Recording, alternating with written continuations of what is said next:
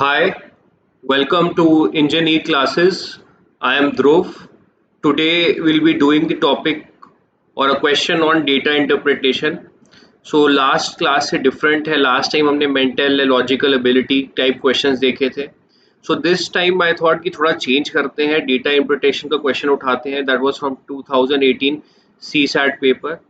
Multiple reasons हैं इस question को उठाने के. So will discuss about it when we get to the question. So just let's get to the question.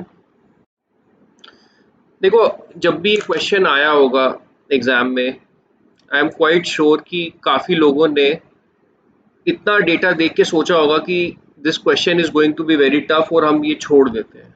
Because काफ़ी data है. 18 states के बारे में तीन तीन इन्फॉर्मेशन दी है. Per capita income, GDP growth rate, tele density दी है.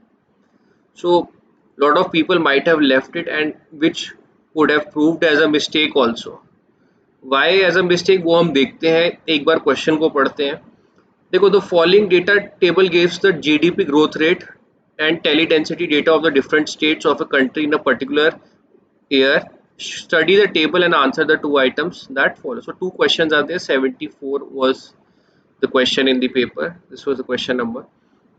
देखो, अगर मैं इस डेटा की बात करूं तो इसको 18 स्टेट्स का data given information about per capita income, GDP growth rate, tele density, तीन चीज़ों के दिया है.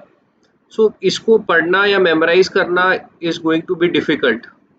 इससे बेटर है कि हम पहले क्वेश्चन की ओर आते हैं एंड देखते हैं क्वेश्चन में क्या पूछा है. So let's see the question. With reference to the above table, which of the following is the most logical and rational inferences that can be made? Higher per capita income. Per capita income कहाँ है? यहाँ है. Is generally associated with higher tele density. देखते हैं tele density ये है. कह रहा है हायर कैपिटा इनकम होगा तो generally associated with higher tele density होता है. Per capita income 704. ओके, 70.27. कम हुआ तो टेली डेंसिटी भी कम हो गई, 35.88. 254 ये और कम हुआ तो टेली डेंसिटी और कम होनी चाहिए, बट इंस्टेड इट इंक्रीज्ड. और उसने क्या दिया? Higher per capita income is generally associated with higher tele density, which seems to be incorrect over here. अब यहाँ पे देखते हैं पर कैपिटा इनकम बढ़ गया but tele density again has gone down 5.94. So I can very easily say कि ये जो इन्फ्रेंस है ये गलत है. Higher per capita income is generally associated with higher tele density. No, incorrect. So one can not be the inference. That means option A नहीं आ सकता आंसर में, ऑप्शन सी भी नहीं आ सकता आंसर में. या तो ऑप्शन बी है या तो ऑप्शन डी है. Next, higher GDP growth rate always ensures higher per capita income. GDP growth rate और पर कैपिटा इनकम इन दोनों की बात हो रही है. अगर जीडीपी ग्रोथ रेट हायर है तो पर कैपिटा इनकम भी जनरली हायर होती है. देखते हैं 9.52 है यहाँ पे, यहाँ 7.04. यहाँ पे जीडीपी ग्रोथ रेट कम हुआ तो पर कैपिटा इनकम भी कम हो गई. यहाँ पे 10.83 है बट यहाँ पे per capita income has again fallen.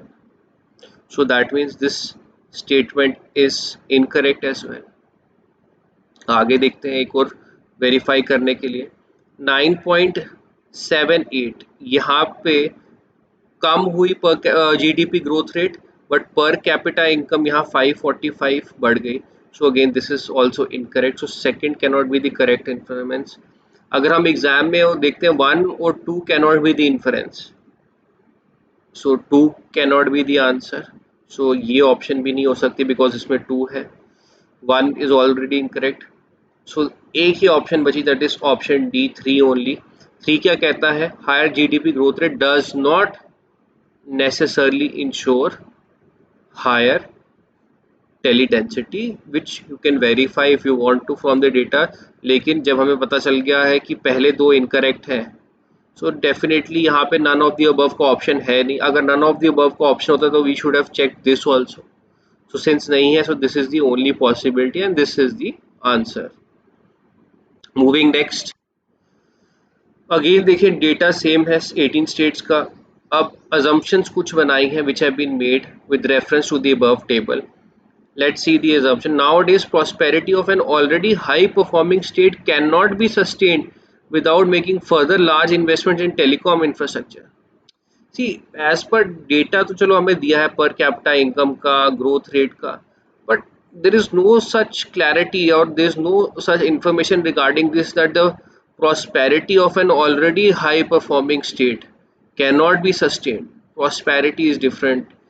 Sustained without making further large investments in telecom infrastructure. So this is probably, there is no data हमारे पास जो कि इसको verify कर सकता है. So ये assumption सही नहीं है. Nowadays, very high tele density is the most essential condition for promoting the business and economy. Nothing as such is mentioned. So ये भी reference गलत है. Sorry, assumption गलत है. So both are incorrect. So option D will be the answer, neither one nor two. So अगर हम देखें इस क्वेश्चन को सॉल्व करने के लिए ना हमें चाहिए ना पेन ना paper. All we have to do is analyze the data. But I'm sure कि जब ये क्वेश्चन पेपर में आया होगा तो lot of students would have thought कि यार ये difficult है, तो let us just skip the question, which has to be not done. अगर आप कोई भी एग्जाम दे रहे हैं, जनरली अगर क्वेश्चन का लेंथ ज़्यादा होता है, डेटा ज़्यादा होता है, it there are more chances, highly likely है कि वो क्वेश्चन ईजी हो. हर क्वेश्चन को देने का मतलब ये नहीं कि आपको टेस्ट करना है कि आपको आता है कि नहीं आता है, आपको कितना आता है. It could be to gauge your preparation, आपकी टेस्ट स्ट्रैटेजी को गॉज करने के लिए भी बन सकता है. So there are multiple things. जब एक कोई पेपर सेट करता है, that the person wants to set test multiple things in the aspirant. So this is a test of multiple things. So please take every topic seriously, every question seriously, and practice as much as you can ताकि आप ये exam clear कर सको. That's it from my end for today. I hope this video was useful. Please do like, share and subscribe the channel. Thank you. See you soon.